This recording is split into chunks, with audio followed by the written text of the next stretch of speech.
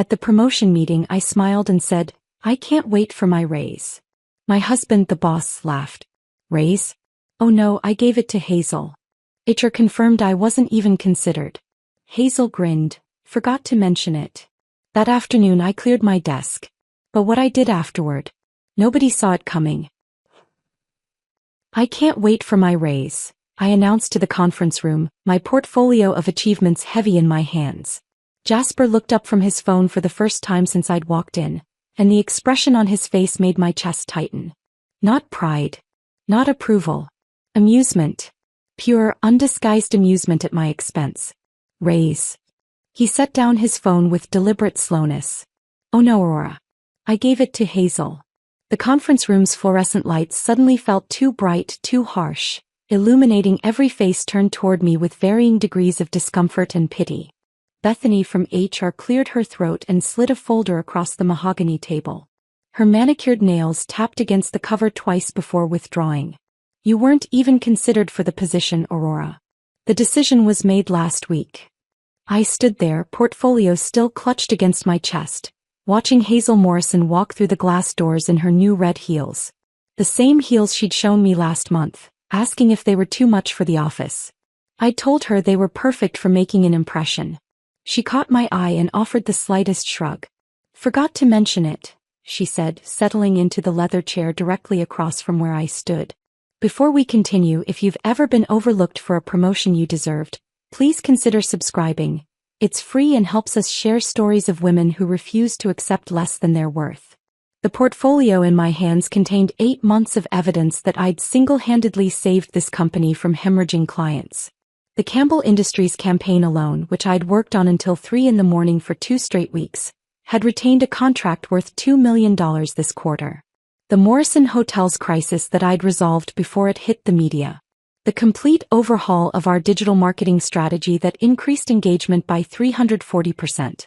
But none of that mattered now. I set the portfolio on the table without opening it. I see. Well then, I'll need the afternoon to transition my current projects. That won't be necessary, Hazel interjected, her voice carrying a confidence I'd never heard before. I've already been briefed on everything. Jasper's been bringing me up to speed for the past month. The past month. While I'd been preparing my promotion presentation, practicing my pitch in the shower, calculating how the raise would finally allow us to renovate the kitchen, my husband had been secretly training my replacement. The same husband who'd listened to me rehearse my talking points over dinner. Who'd nodded encouragingly when I'd shown him my portfolio layout. Who'd made love to me last night without once mentioning that this meeting would be my professional execution. I managed to walk out of that conference room without saying another word. My desk sat in the corner of the marketing department, a cubicle barely large enough for my chair and filing cabinet despite my unofficial role as the person who actually ran things. Through Hazel's office window, the actual marketing director's office that had sat mostly empty for 2 years, I could see shopping bags from her lunch hour sprees still piled on her credenza. Timothy was waiting by my desk holding his tablet with that familiar look of controlled panic. Aurora, the Campbell Industries presentation needs final approval before. Give it to Hazel, I said, pulling my personal items from the drawers. The orchid I'd nursed through 2 winters. The coffee mug Emma had given me that read, World's Best Multitasker. The framed photo from our company retreat where I'd been named Employee of the Quarter for the 3rd consecutive time. But Hazel doesn't know the Campbell account. She's never even met their team. I paused, looking at Timothy's earnest face. He was 24, fresh from graduate school, brilliant but still naive enough to believe hard work guaranteed recognition. Then I guess she'd better learn quickly. The drive home took 17 minutes. I counted every red light, every turn signal, every mile that put distance between me and that building where I'd given everything and received nothing in return. Our house sat on a tree-lined street in Portland's Laurelhurst neighborhood, the kind of place successful couples bought when they were building their futures together. The kitchen still needed renovating. Now it would stay exactly as it was. I set the box of my belongings on the dining table and noticed the Campbell Industries contract sitting on Jasper's home office desk. The margins were filled with handwritten notes. Not Jasper's angular scrawl that I knew from 12 years of marriage. These loops and curves belonged to Hazel. Dates going back 6 weeks. Strategy notes about approaches I'd developed. Client relationship details I'd painstakingly built. My phone buzzed with a text from Emma at college. "How did the big meeting go, Mom? Did you get it?" I stared at those words, thinking about the tuition bills, the student loans we'd co-signed, the promises we'd made about supporting her dreams while I'd apparently been too blind to see my own being methodically dismantled. The house felt different already. Not like a home where two successful people built their life together, but like a stage where I'd been performing the role of supportive wife while missing all the signs that the show was ending. The Campbell Industries presentation I'd perfected at 5:30 that morning still sat in my laptop, ready for a meeting that would never happen. The coffee maker still held the remnants of Jasper's perfect 2 sugars no cream brew that I'd made while believing we were partners. 3 months I'd had that Thursday afternoon circled in red on my calendar. 3 months of believing that excellence would be rewarded, that dedication meant something, that the person sleeping beside me every night actually saw my value beyond my ability to fix problems and save accounts while someone else got the credit. I opened my laptop and began making a list. Not of achievements or presentations or campaigns that had saved the company millions. This list was different. This one started with every password, every client contact, every system I'd built that they didn't even know existed. Because while Jasper thought he'd simply denied me a raise, what he'd actually done was light a fuse. They just didn't know it was burning yet. The list sat on my laptop screen, cursor blinking at the end of the last password I'd documented. My hands moved to close the computer, but something made me pause. The house felt too quiet, the kind of silence that presses against your ears and makes you hear your own heartbeat. Jasper would be home in 2 hours, and I needed to decide what kind of evening this would be. The dutiful wife preparing dinner, or the woman who just had her career detonated by the person who was supposed to have her back. My phone vibrated against the dining table. Timothy again. Morrison Hotels is in full panic mode. Hazel told them you quit without notice. They're threatening to pull the contract. I stared at the message, feeling something shift in my chest. Not anger exactly, but a cold clarity that made everything sharper. Hazel had already started her narrative. Aurora the deserter. Aurora the unprofessional. Aurora who couldn't handle not getting her way. I typed back, not my problem anymore, but deleted it without sending. Timothy didn't deserve coldness meant for others. The front door opened at 6:47, Jasper's usual time when he wasn't working late with associates or in meetings I now wondered about. His keys hit the bowl by the entrance with their familiar clink. His footsteps moved through the foyer, paused at the dining room where my box of office belongings still sat, then continued to the kitchen where I stood chopping vegetables for a salad neither of us would eat. "Hey," he said, loosening his tie. "What's for dinner?" The casual normalcy of it made my hand tighten on the knife. He moved behind me to get a beer from the refrigerator, his cologne filling the space between us. The same cologne I'd bought him for Christmas, selected because it reminded me of confidence and success. Now it smelled like betrayal, pretending everything was fine. "Jasper." I set the knife down carefully, turning to face him. "We need to talk about today." He popped the beer cap against the counter edge, a habit I'd asked him to stop because it left marks on the granite. "What about today?" "The promotion meeting." "Hazel. The fact that you've been training her for my job for a month while I prepared a presentation you knew was pointless." He sighed, the kind of exhale that suggested I was being dramatic. "Aurora, we discussed this possibility. The board has concerns about appearances. A husband promoting his wife doesn't look good, especially with the Fletcher acquisition coming up." The Fletcher acquisition I structured. The one where I spent 3 weeks courting their CMO to make sure the transition would be smooth. Which is exactly why we need someone like Hazel in that role. Someone without personal connections that could be seen as conflicts of interest. He took a long drink of his beer, avoiding my eyes. "This is what's best for the company." Someone like Hazel who asked me last week what ROI stands for? His jaw tightened. "She's learning. On my frameworks. Using my client relationships. Taking credit for campaigns I built at 3 a.m. while you slept beside me. That's how business works, Aurora. You knew that when we got married. You knew there would be complicated situations." I laughed, surprising both of us. Not a bitter laugh or a sad one, but genuine amusement at the mental gymnastics required to make this my fault. Complicated situations. That's what we're calling it when you systematically hand over my work to someone else while lying to my face about it. I never lied.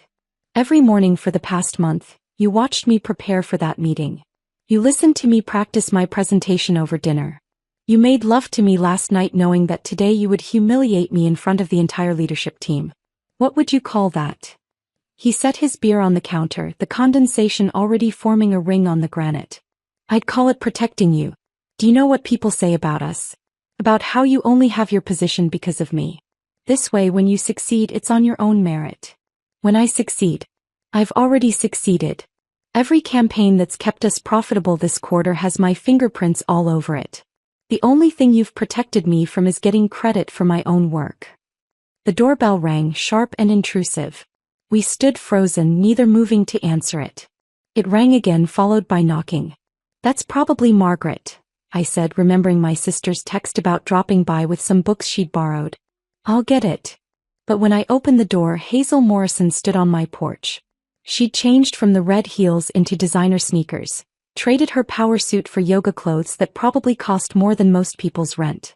Her smile was different now, more genuine, like we were girlfriends about to grab coffee. Hi, Aurora. I hope I'm not interrupting dinner. Behind me, I heard Jasper's footsteps approaching. Hazel, what are you doing here? You left your laptop at the office, she said to him, not me, producing his MacBook from her oversized purse. You said you needed it for the Fletcher presentation tomorrow. I thought I'd drop it by on my way to Pilates. On her way to Pilates. Our house was 15 minutes out of the way from the office to any Pilates studio in Portland. I watched Jasper take the laptop, his fingers brushing hers in the exchange. The gesture was small, practiced, familiar. Thanks, he said. I completely forgot. No problem. Hazel's eyes flicked to me, then back to him.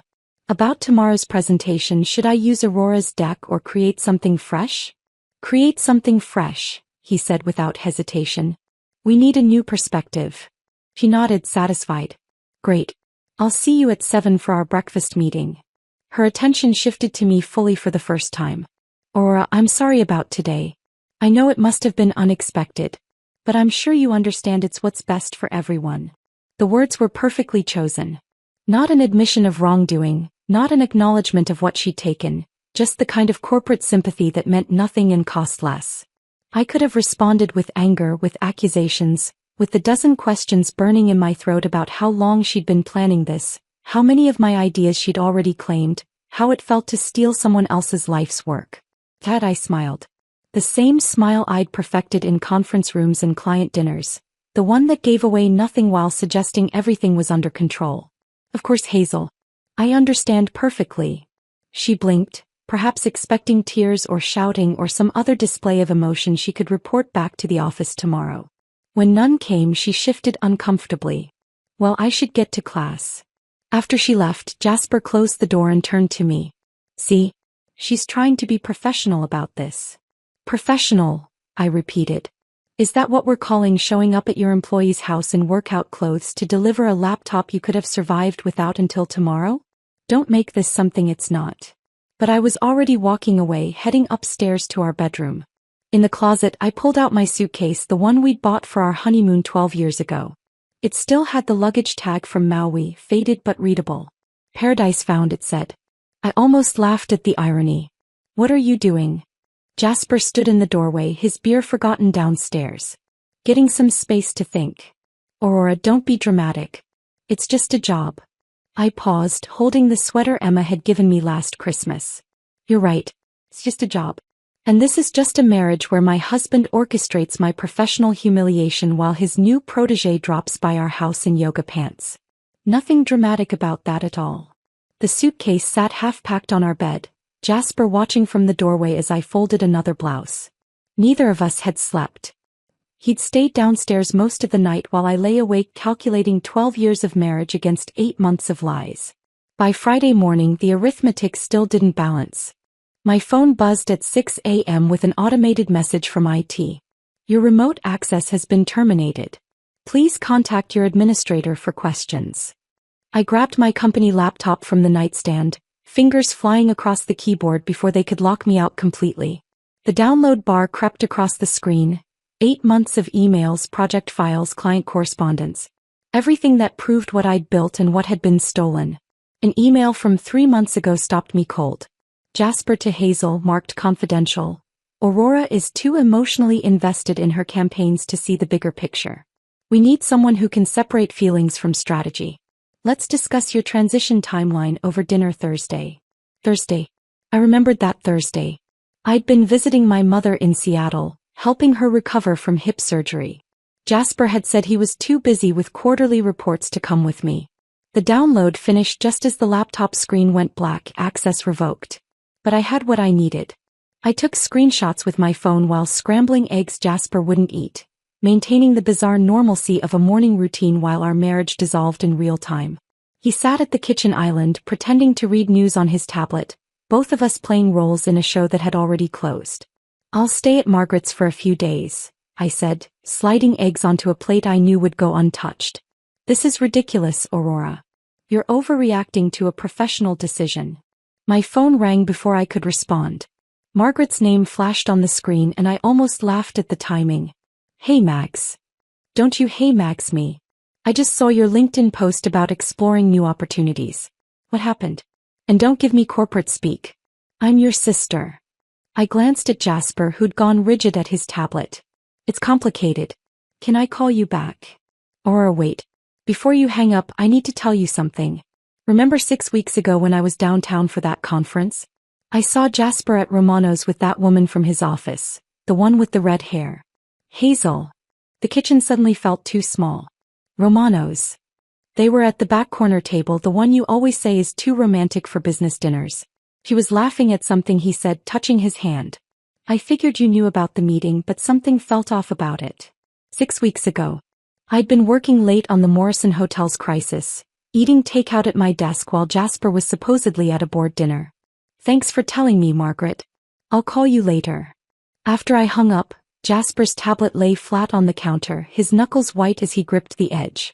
It wasn't what you're thinking. I'm not thinking anything. I'm just connecting dots that should have been obvious months ago. I spent the rest of Friday turning our dining room into an investigation center. The table I'd bought for hosting dinner parties became a landscape of evidence. 3 distinct piles emerged as the sun set over Portland, each more damning than the last. The first pile contained Hazel's expense reports for the past 6 months. Client dinners at restaurants our clients never visited. Conference registrations for events she never attended. Travel receipts that didn't match any scheduled meetings. Nearly $40,000 in questionable expenses, all approved by Jasper without question. The second pile was my proof of ownership. Every Campbell Industries document with my metadata embedded showing creation dates, revision histories, my digital signature on every strategic decision. The presentation Hazel claimed to have developed last month? I'd created the template in January, refined it through 17 versions, each one time-stamped and tracked. But the third pile made my hands shake. Security badge records I'd saved months ago for an efficiency audit, never submitted because I'd found something else entirely. Jasper and Hazel's badges swiping into the executive floor at 11 p.m. on 7 different Saturdays. Always when I was in Seattle with my mother. Always leaving within minutes of each other around 2 a.m. By midnight, the evidence covered every inch of the table. My phone had been silent except for work contacts asking why I'd disappeared and Emma texting about her classes, unaware her parents' marriage was unraveling thread by thread. I couldn't tell her yet. Not until I understood the full scope of what I was looking at. Sunday arrived gray and drizzling, Portland's signature weather matching my mood. I was deep in spreadsheets when my phone rang with a number I recognized but rarely saw. Dennis Palmer, the longest-serving board member and one of the few people who'd known me before I became Jasper's wife. Aurora. His voice was careful, measured. I heard about Thursday's meeting. News travels fast. Indeed it does. Listen, I'm calling from my personal phone for a reason. There are changes coming at the company and you should protect your interests. I set down the Campbell Industries file I'd been reviewing. What kind of changes? I can't say much, but not everyone on the board agrees with recent personnel decisions. Some of us remember who actually brought in the Morrison Hotel's account. Who saved Campbell Industries from walking away. Dennis, are you trying to tell me something? He paused long enough that I thought the call had dropped. I'm telling you that workplace relationships that cross professional boundaries concern the board. Especially when they affect company performance and shareholder value. Document everything, Aurora. Everything. I already am. Good. And Aurora? You might want to review the company's ethics policy, particularly the section about disclosure of intimate relationships between executives and direct reports. The line went dead. I stared at my phone, then at the security badge records showing those late-night office visits. Dennis had just confirmed what the evidence suggested, but my mind had been refusing to process. This wasn't just about professional betrayal or even marital deception. Jasper and Hazel's relationship had crossed lines that could destroy them both. I picked up the Campbell Industries contract, noting Hazel's handwritten margins again. Her notes weren't strategic insights. They were personal reminders. Jay says emphasize innovation. Check with Jay before finalizing. Jay likes this approach. Jay. Not Jasper. Not Mr. Wallace. Just Jay, with a familiarity that predated her promotion by months. The truth wasn't unraveling anymore. It had already unraveled completely, leaving me holding threads of a life I thought I'd understood. But understanding and accepting were different things entirely. And what I'd do with this knowledge? That was another question altogether. The question of what to do with this knowledge kept me awake Sunday night, staring at the ceiling while rain drummed against the windows. By Monday morning I had my answer. If they wanted to play corporate games, I'd show them what happened when they underestimated their opponent. The coffee shop on Burnside was deliberately chosen, far enough from the office district that we wouldn't run into anyone, busy enough that our conversation would disappear into the general noise. Rebecca Chin arrived first, looking polished despite having been unemployed for 4 months since her sudden departure as CFO. She'd lost weight, her suit hanging looser than it should, but her handshake remained firm. "Thank you for meeting me," I said, settling into the corner booth I'd claimed earlier. "When you called, I wondered how long it would take before someone else saw what was happening there." Rebecca wrapped her hands around her coffee cup. "Let me guess. Jasper finally showed his true colors?" "What do you mean?" She laughed, but there was no humor in it. The monthly finance meetings that somehow always ran late when his wife was traveling. The suggestions that we discuss budget projections over drinks. The way he'd stand too close when reviewing reports, his hand on my lower back. She met my eyes directly. "I documented everything, Aurora. Every inappropriate comment, every meeting that crossed lines. HR did nothing because Bethany reports to him." My stomach turned, but I kept my expression neutral. "Why didn't you come to me? You were his wife. What was I supposed to say? Your husband keeps trying to corner me in empty conference rooms." She pulled out a flash drive from her purse. "But I kept records. Financial ones too. Hazel's department shows profits on paper, but the actual numbers tell a different story." The flash drive contained spreadsheets that made my evidence look amateur. Hazel had been billing hours to client accounts for work never performed, shifting expenses between departments to hide losses, claiming wins on campaigns that had actually failed. $3 million in fabricated success over 18 months. My second meeting was with Jennifer Park, former head of strategic planning, who'd resigned suddenly 6 months ago. She chose a table near the window, constantly checking the street as if expecting someone to appear. "Hazel Morrison is a fraud," she said without preamble. "Every successful campaign she's claimed came from someone else. She can't even write a basic creative brief without help." When I pointed this out to Jasper, he suggested I was being territorial. When I provided proof, he said I was creating a hostile work environment. She slid a folder across the table. Email threads showing her incompetence, client complaints about her handling of accounts, and my termination agreement with its very generous silence clause that I'm currently violating. The third meeting almost didn't happen. Sandra Williams, former VP of Operations, initially refused to meet, but when I mentioned Rebecca and Jennifer's names, she agreed. We sat in her car in the parking structure, engine running. "I lasted longer than the others because I'm older, less threatening," Sandra said, her voice steady despite her white knuckles on the steering wheel. "But when I discovered Hazel was using company credit cards for personal expenses and reported it, Jasper accused me of targeting her due to jealousy. Me, jealous of a woman half my age who can't calculate basic ROI. She handed me a manila envelope. Copies of the credit card statements. Designer clothes, jewelry, weekend trips. All buried in legitimate expense reports. All approved by your husband. By the time I got home, I had enough ammunition to destroy them both. But ammunition without strategy was just noise. I spent the rest of Monday crafting the perfect email to the board, 17 drafts until each word accomplished exactly what I needed. Not accusations but concerns. Not attacks but questions. Professional worry about patterns that might affect shareholder value. The email highlighted correlations without stating causation.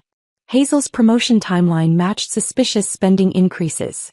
Client retention had dropped 20% since she'd taken on larger responsibilities, but the losses were hidden by redistributing accounts. Employee turnover in the marketing department had tripled, with exit interviews citing leadership concerns that were never addressed. I attached Rebecca's financial analysis, scrubbed of anything that could identify her as the source. The numbers would speak for themselves to anyone who understood basic accounting. Which thankfully the board did even if Jasper assumed they didn't. Tuesday brought an unexpected interruption. Emma stood at my door with her backpack and a concerned expression, having driven up from Eugene without warning.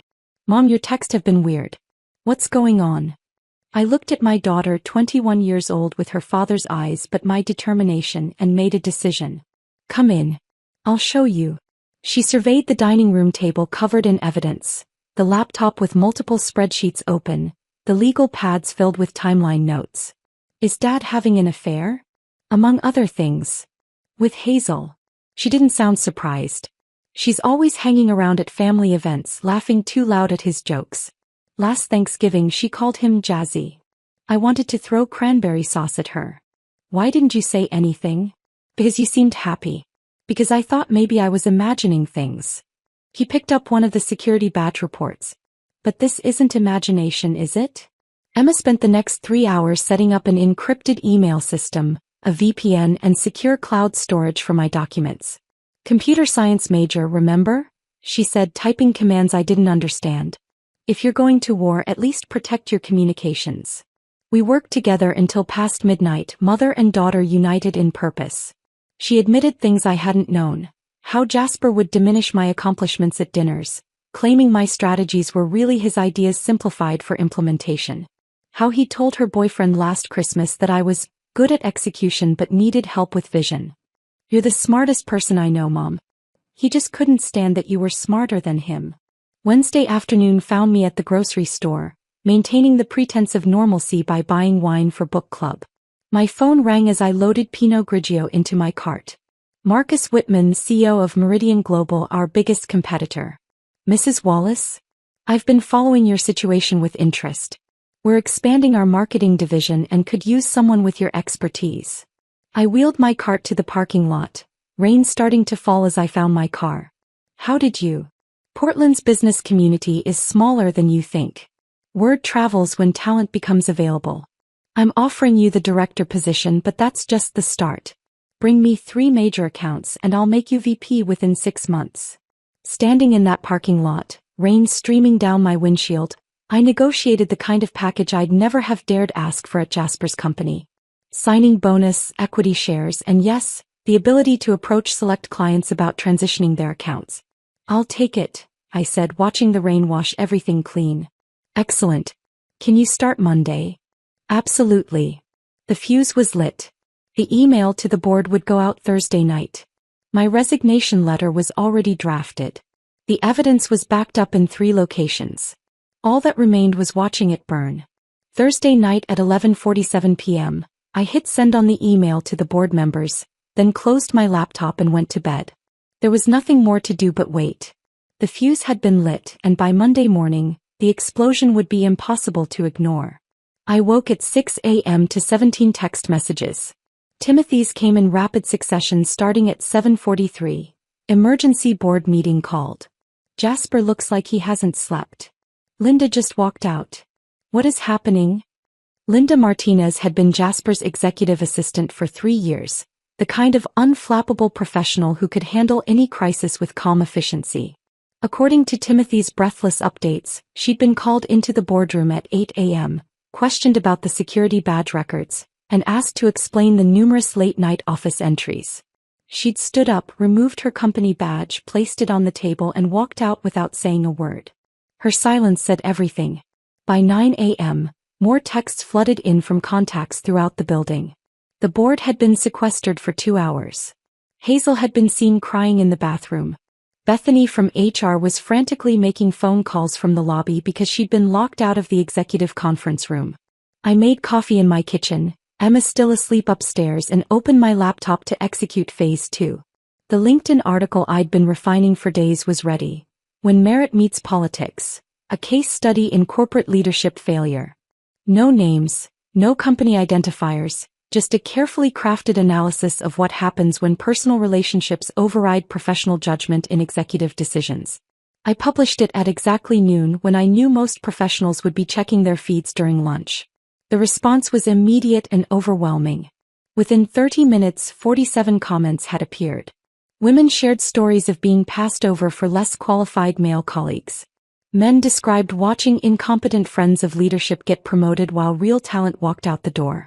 The comment thread became a collective therapy session for everyone who'd ever been professionally betrayed. But at 2:17 p.m. the comment that mattered most appeared. Robert Campbell, CEO of Campbell Industries, our most valuable client, wrote simply, "Leadership transitions should never compromise project continuity or client relationships. Concerned about recent changes affecting our account management. Would appreciate direct communication from Aurora Wallace regarding our ongoing campaigns." My phone rang within minutes. Robert's direct line. "Aurora, I just learned about your departure. This is unacceptable. You're the only reason we've stayed with that company. We've invested $2 million based on strategies you developed. I understand your concerns, Robert. The transition happened quickly. There is no transition. Hazel Morrison called me this morning claiming she'd been managing our account all along. She couldn't answer basic questions about our target demographics. She didn't even know we'd shifted our focus to the Southwest market last quarter. I'm sure she'll get up to speed quickly," I said, maintaining professional neutrality while knowing Hazel couldn't get up to speed on a stationary bicycle. "We need you, Aurora. If you're available for independent consulting, Campbell Industries would like to retain your services immediately. I've actually accepted a position with Meridian Global. I start Monday." There was a pause, then a laugh. Marcus Whitman finally got smart. Good for him. And good for us. We'll be reaching out to Meridian about transitioning our account. The dominoes were falling faster than I'd anticipated. By 3 p.m., Hazel had sent a company-wide email that would become legendary for its complete lack of self-awareness. She claimed credit for the Campbell Industries relationship, the Morrison Hotel's crisis resolution, and 3 other major wins that had my digital fingerprints all over them. What she didn't realize was that I'd already forwarded the original project files, complete with metadata showing creation dates and revision histories, to those very clients that morning. Morrison Hotels called Jasper directly at 3:45. Timothy, who sat near Jasper's office, texted me fragments of the conversation he could hear through the door. "No, sir, I understand your concerns. Yes, Aurora was integral. We can ensure continuity. Please don't make any hasty decisions." Sterling Communications followed at 4:15. Then Pinnacle Brands at 4:42. 3 major accounts threatening to walk, each worth millions in annual revenue. Each specifically citing concerns about losing their primary strategic contact. Me. Emma came downstairs around 4, finding me at the dining table surrounded by contracts from Meridian and resignation paperwork for Jasper's company. "The internet is loving your article," she said, showing me her phone. "It's been shared 800 times. Someone started a hashtag merit over politics. I didn't mean to start a movement." "Maybe not, but you're giving people permission to tell their own stories. That matters, Mom." At 6:27 I heard Jasper's car in the driveway. Emma looked at me questioning. "Want me to leave?"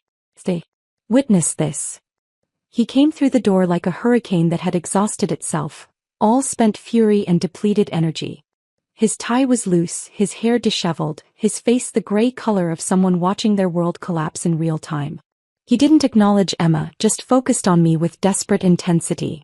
"Aurora, we need to talk. We're talking. Privately. Emma stays. She should know who her father really is." He glanced at our daughter, then back to me. "Fine. The board is conducting a full investigation. Linda quit. 3 clients are threatening to leave. You've destroyed everything we built." "Everything you built?" I have 8 months of documentation proving I built it while you were busy doing whatever you were doing with Hazel at 11 p.m. on Saturdays. His face went white. That's not. I have the security records, Jasper. The expense reports. The emails where you called me too emotionally invested, while planning to hand my job to your girlfriend. She's not. Stop. I pulled out a manila folder, Catherine Volkov's article printed and highlighted. This publishes tomorrow. Business Pacific Quarterly. 17 employees, all quoted anonymously describing the toxic culture you created. Rebecca Chen's mysterious departure. Jennifer Park's sudden resignation. Sandra Williams's silence agreement. It's all here. He sank into a chair, scanning the pages. Each highlighted quote made him flinch. A culture where personal relationships determined professional advancement. Female executives pushed out for questioning incompetent leadership. Expense irregularities overlooked when the right person was involved. They can't publish this. I'll sue. With what money? Once the board sees the financial documents Rebecca provided, you'll be too busy defending yourself to sue anyone. You vindictive. Careful, Emma interrupted, her voice steel. That's my mother you're about to insult. The woman who saved your company while you were playing executive with your side piece. He looked between us, perhaps finally understanding that he'd lost more than just a corporate game. Aurora, please. I'll give you the promotion. 50% raise. Hazel will be gone by tomorrow. I stood, gathering my papers. I've already accepted a position with Meridian Global. Director of Strategic Marketing. They're also interested in acquiring several of your clients who've expressed concern about their current account management. You can't do that. Non-compete clause. The one my lawyer says is unenforceable since you violated the company's ethics policy? That non-compete clause. He had nothing left to say. The man who'd always had an answer, an excuse, a deflection, sat silent in the ruins of his own making. Emma and I left him there, walking upstairs to pack the rest of my things. Tomorrow Catherine's article would hit newsstands. Wednesday I'd start at Meridian. By Friday, Campbell Industries would officially transition their account. The dominoes hadn't just fallen.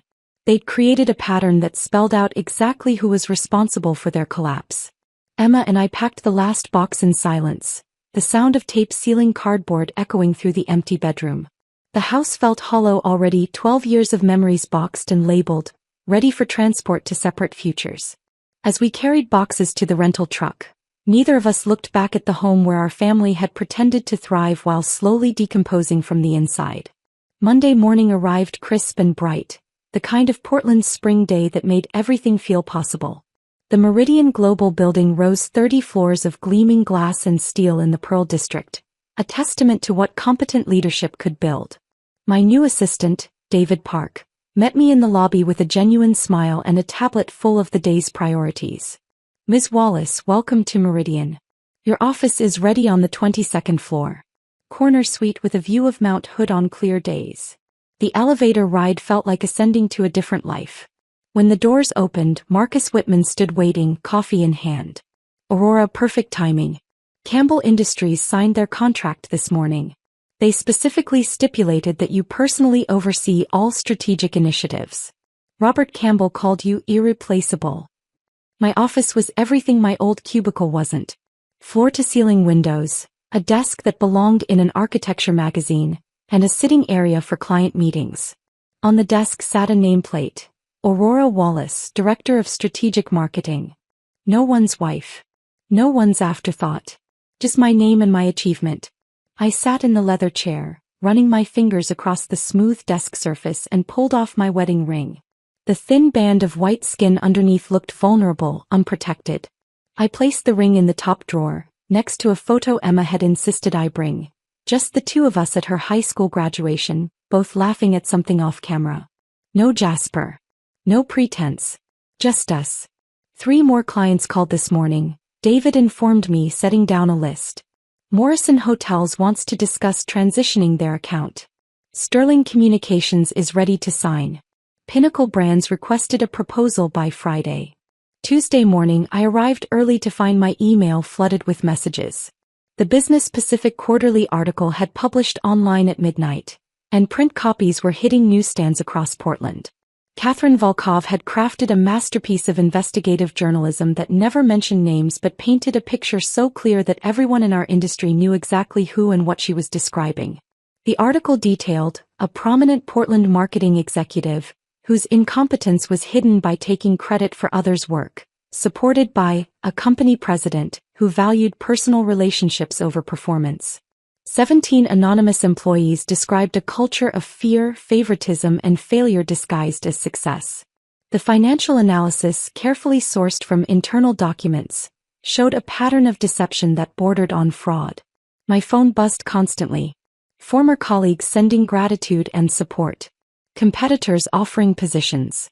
Clients confirming their decision to follow me to Meridian. But the message that stopped me cold came from Bethany in HR. Aurora, I'm deeply sorry for my role in what happened. I knew it was wrong but was too afraid of losing my job to speak up. You deserved better. If you have any advice for someone trying to leave a toxic situation, I would be grateful. I wrote back carefully, document everything. Find a labor attorney. Don't sign anything without legal review. You know the truth, use it to protect yourself and others. Good luck. Wednesday evening, Emma drove up from Eugene to help me move into my new apartment.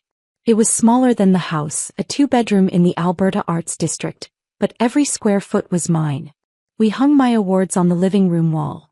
Employee of the Quarter plaques that Jasper had relegated to the garage, certificates of achievement he'd said made the house look cluttered. This place already feels more like home, Emma said, unpacking kitchen boxes. No pretending. No walking on eggshells. Just you being you. We sat on the floor eating Chinese takeout from paper containers, surrounded by boxes and bubble wrap, when Emma set down her chopsticks with unusual deliberation. Mom, I need to tell you something. I'm changing my name. What do you mean? I'm taking your maiden name. Wallace. I've already started the paperwork. She met my eyes directly. I don't want to carry the name of a man who could betray you like that. I want the name of the woman who stood up and fought back. The woman who built something from ashes. My throat tightened. Emma, he's still your father. Biologically, yes. But you're my role model. You're the parent who taught me that integrity matters more than convenience, that truth matters more than comfort. I want to be Emma Wallace. Thursday's lunch with Catherine Volkov was supposed to be celebratory. Her article had already been picked up by 3 national publications, and she was writing a follow-up about women rebuilding after professional betrayal. We sat at a riverside restaurant watching boats navigate the Willamette when the courier appeared. Aurora Wallace? He handed me an envelope that I recognized immediately. Legal documents. Divorce papers. Catherine started to excuse herself, but I waved her to stay. You might as well witness this. It's part of the story. The papers were straightforward. Jasper wanted a quick, quiet dissolution. He'd keep the house, I'd keep my retirement accounts. The prenup I'd insisted on 12 years ago, despite his protests that it showed a lack of trust, protected my inheritance and future earnings. His company stock, which had dropped 15% since Tuesday's article, would be divided according to our original agreement. Most of his net worth had evaporated with the company's plummeting valuation. I signed every page without hesitation, using the same confident signature I'd used that morning on 3 new client contracts worth $8 million in annual revenue. Any regrets? Catherine asked gently. I looked at my bare ring finger, at the divorce papers that would end 12 years of marriage, at my new business card that represented a fresh beginning. Regret suggests I'd do something differently. Every choice led me here, to a corner office, loyal clients, and a daughter who's proud to share my name. The only thing I regret is not seeing the truth sooner. That evening, I stood at my new apartment window, watching the sun set over Portland's skyline. My phone showed 17 new client inquiries, a meeting request from the mayor's office about leading a women's professional development initiative, and a text from Emma. Proud of you, Mom. The Wallace women don't just survive. We thrive. The city lights began to twinkle as darkness fell, and I realized I wasn't watching the end of something. I was watching the beginning.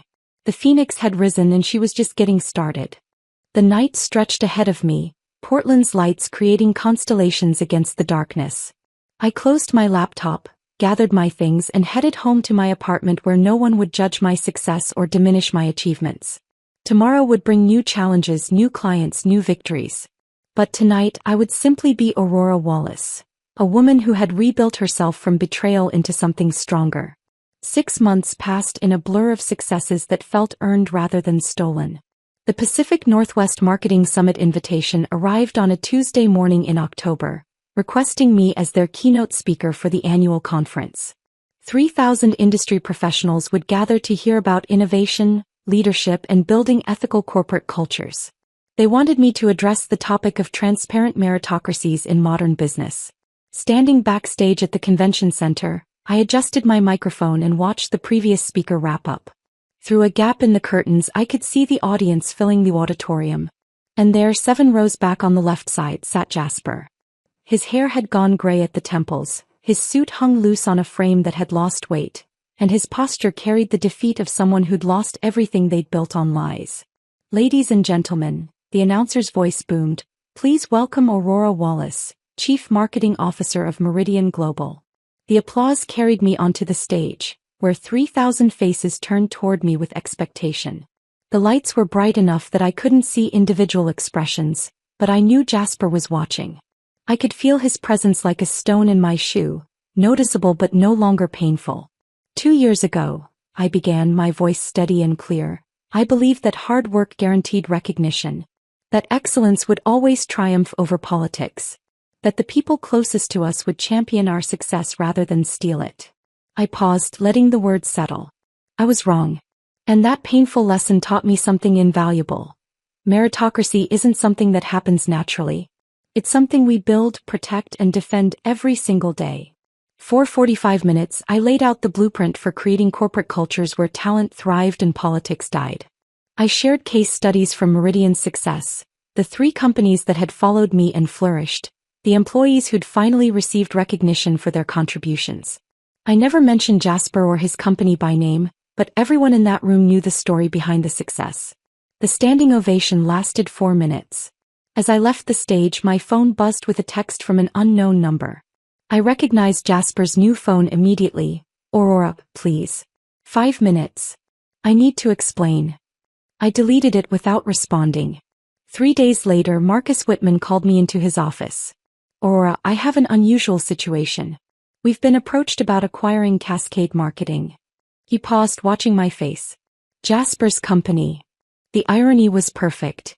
The company that had denied me a raise, that had given my position to someone unqualified, was now bleeding money and desperate for a buyer. Marcus slid a folder across his desk.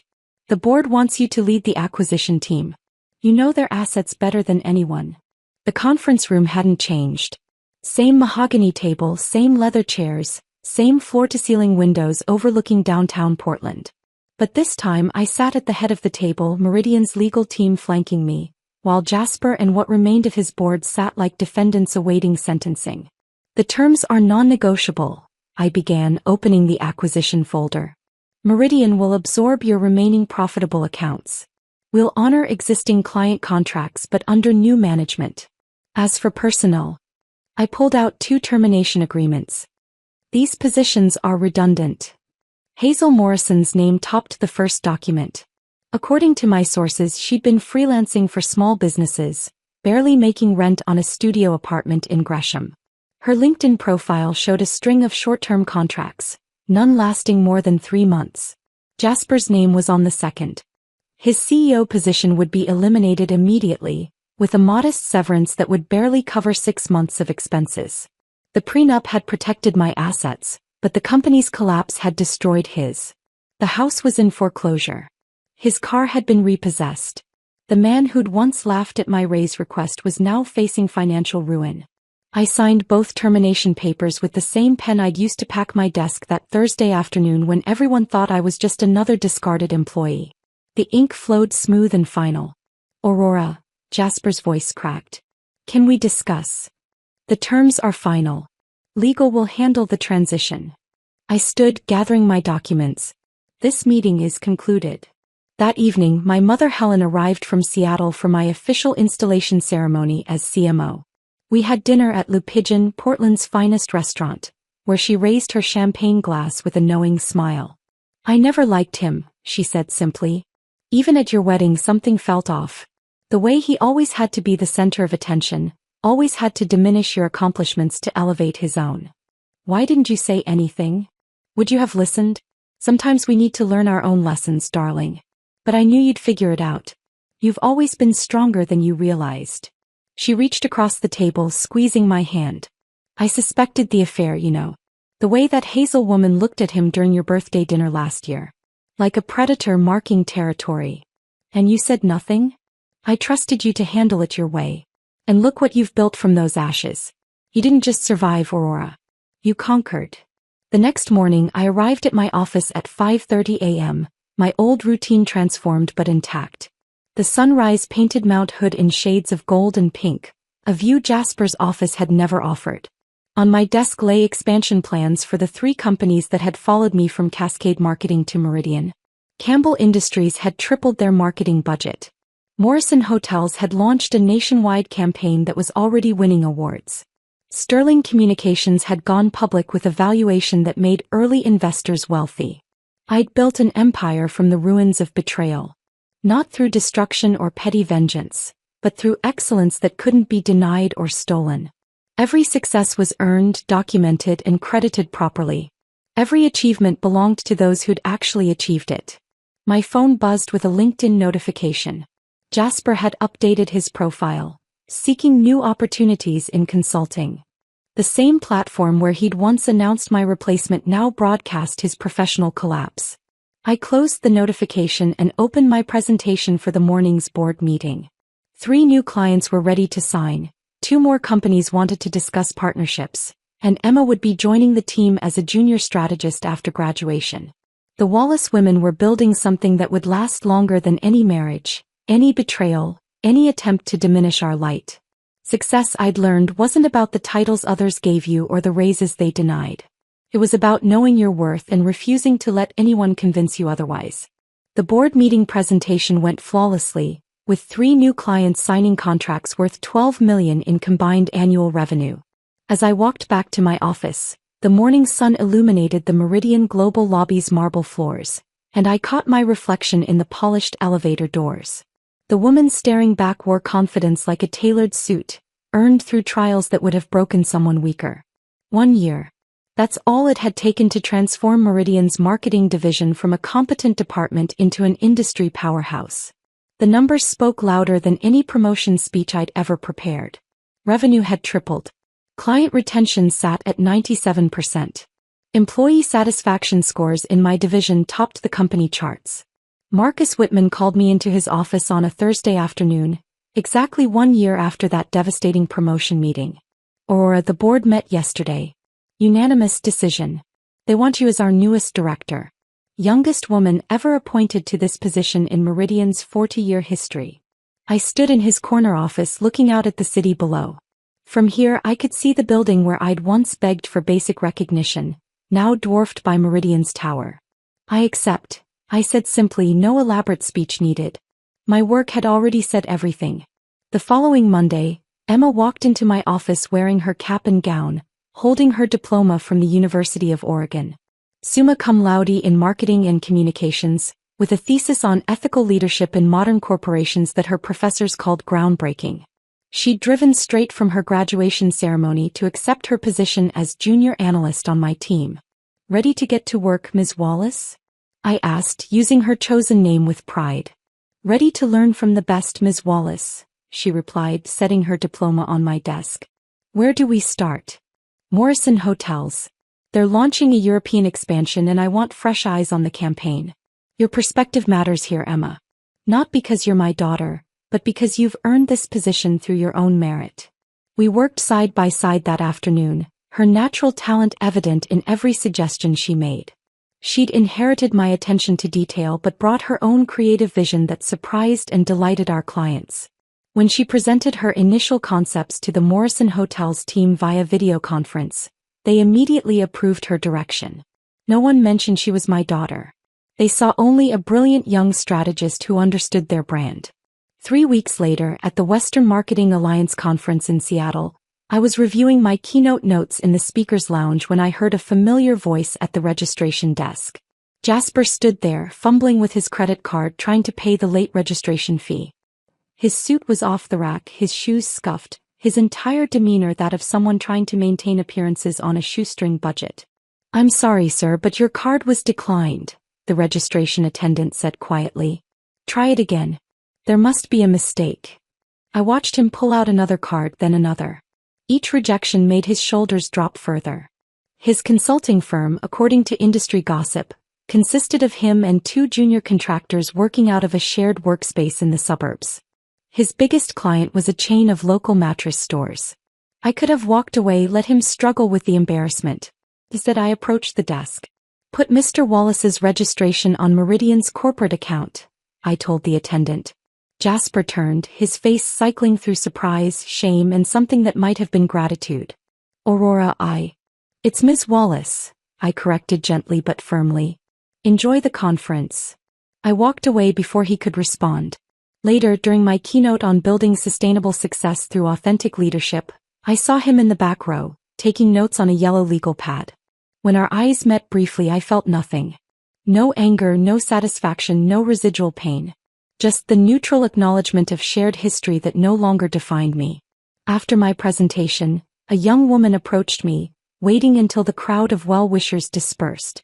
She looked about 25, sharp-eyed but exhausted, carrying herself with the particular weight of someone enduring professional injustice. "Ms. Wallace? I'm Grace Thompson. I work at Bradley Marketing and I'm experiencing something similar to what you went through. My manager is taking credit for my campaigns while actively sabotaging my advancement. HR won't help because he's the CEO's golf buddy. I don't know what to do." I led her to a quiet corner of the convention center, away from the networking chaos. "Tell me everything." For 30 minutes, Grace outlined systematic theft of her work, gaslighting about her contributions, and a toxic environment that was destroying her confidence. It was my story with different names, different details, but the same fundamental injustice. "Everyone says I should fight it out, prove my worth, show them they're wrong," Grace said, tears threatening to spill. "But I'm exhausted. Can I tell you something I learned the hard way?" I pulled out my business card and a pen. "Sometimes the bravest thing you can do is walk away. Not in defeat but as strategy. The energy you're spending trying to convince people who refuse to see your value, that same energy could build something extraordinary somewhere else." I wrote a note on the back of my card.